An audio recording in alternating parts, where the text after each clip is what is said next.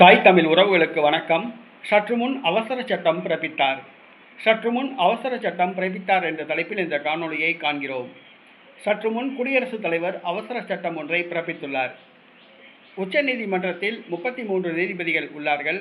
33 நீதிபதிகளை 37 நீதிபதிகளாக உருவாக்கும் அவசர சட்டத்தை பிறப்பித்துள்ளார். உச்சநீதிமன்றத்தில் 93,000 வழக்குகள் தேங்கி கிடக்கின்றன. உச்சநீதிமன்றம் சென்றால் விரைவாக வழக்கில் தீர்ப்பு வரும் என எதிர்பார்த்திருப்பவர்களுக்கு ஒரு பின்னடைவை ஏற்படுத்தியுள்ளது.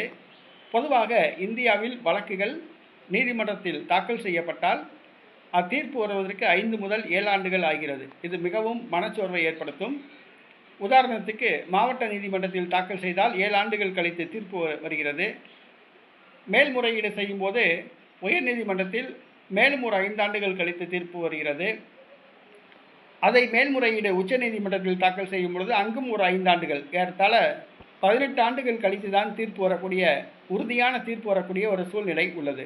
ஆக உச்சநீதிமன்றத்தின் வழக்கு தாக்கல் செய்யப்பட்டால் மிகவும் தாமதமாகிறது. 93,000 வழக்குகள் தேங்கி கிடக்கின்றன. எப்போது தீர்ப்பு வரும் என்பது தெரியவில்லை, எப்போது விடிவு காலம் பிறக்கும் என்பது தெரியவில்லை. தற்பொழுது நீதிபதிகளுடைய எண்ணிக்கையை குடியரசுத் தலைவர் அறிவித்துள்ளார்.